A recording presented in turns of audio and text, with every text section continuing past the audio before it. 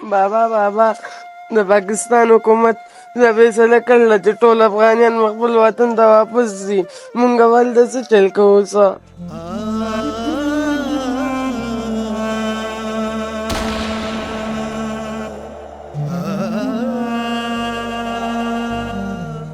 بچیا دې خورې مونږ ته ډېر لوی عزت راکړی دی. زما خپله د دې خورې نړۍ نه کېږي، خو د پاکستان د حکومت دا فیصله ده چې تاسو خپل وطن ته لاړ شئ. بابا دلته خو زمونږ یاران دي، دوستان دي، کور دی، کاروبارونه دي، دې سره به مونږ څه کوو؟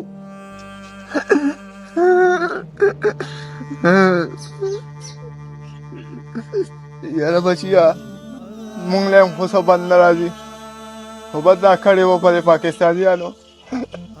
په نیم قیمت خرڅ کړو او ځو به خپل وطن له.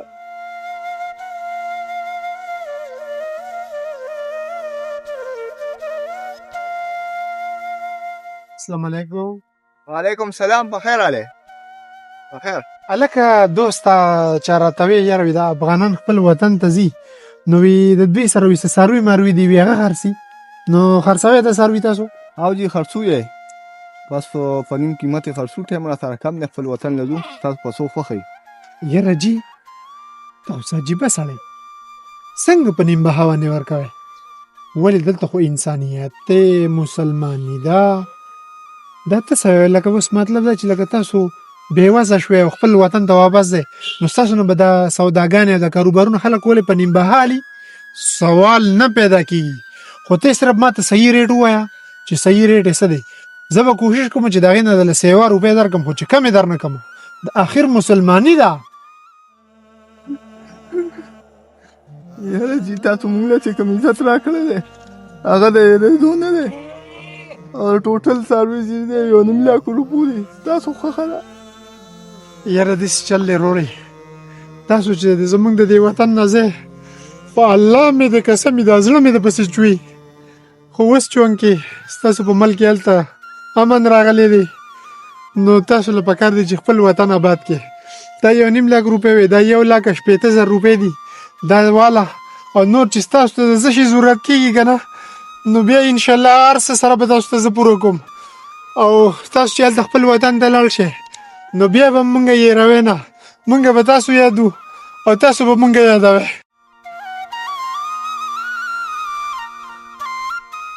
یا الله پاکه، یا الله پاکه ته په مونږ باندې خپل رحم او کرم وکړې. یا الله پاکه دلته مونږ ډېر ښکلی وخت تېر کړو او د دې وطن خلکو مونږ له ډېره زیاته مینه راکړه. یا الله پاکه اوس زمونږ د عدله چې دي دا زمونږ مجبوري ده او ته مونږ ته هغه ملک ښایسته کړې. یا الله ته مونږ ته هغه ملک ښایسته کړې. د دې خاورې نه په تلو باندې مې دا زړه چوي، زړه مې چوي، خو بس مجبوري ده. یاره ایسچو صاحب ستاسو به ډېره مهرباني وي، خو دا افغانیان چې دي نو دا زموږ میلمانه دي د یو څو ورځو نو تاسو مهرباني دا وکړئ د دوی سره لږ په نرمۍ باندې چلېږئ. یاره جي ستا خبره بالکل ټیک ده، د دوی سره به مونږ ډېر زیات نرمي کوو. اوس چونکې د دوی 40-50 سال وشو په پاکستان کې نو دوی په ملک کې اوس امن راغلی دی نو دوی له اوس پکار دی چې د خپل ملک آباد کړي. او زما دا زړه یقین وکړه دا داسې جاړي که نه ځکه چې زه د دوی په مخ کې را لوی شوم او د پاکستان او د افغانستان مطلب خو دا دی د مشر ورور او د کشر ورور. یاره ایسچو صاحب زما خو تقریبا څویم ورځ د دماغو مې کار پرېښی چې زمونږ د افغانیان وروڼه ځي خپل وطن ته نو دا خو دوی دپاره د خوشحالۍ خبره ده. خو زمونږ دا واړه او مونږ په مونږ باندې به دا ټایم څنګه تېر وځي؟ او ایسچو صاحب تاسو به یاره مونږ سره نرمي کوو که نه نو تاسو داسې څه نرمي به د دوی سره کوئ؟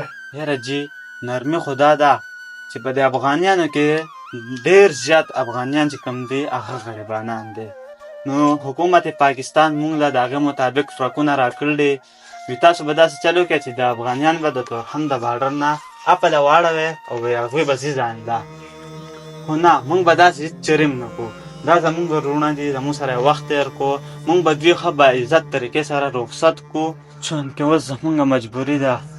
خو د دې افغانیانو وروڼو دا مینه نه ده، دا به د قیامت د ورځې پورې هم زموږ د زړونو نه ونه وځي.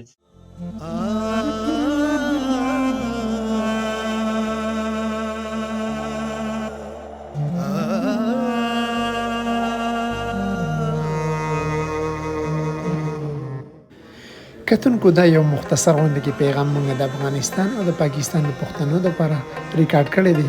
کو دا ویډیو مو خوښ شو وي نو زیات نه زیات شیر کې اشتغال انګیزه ولا کسان مهرباني وکړي د پوسټ نه ځان لري وساتئ. زموږ پیج فالو کې او چینل سبسکرایب کړئ. د الله په امان.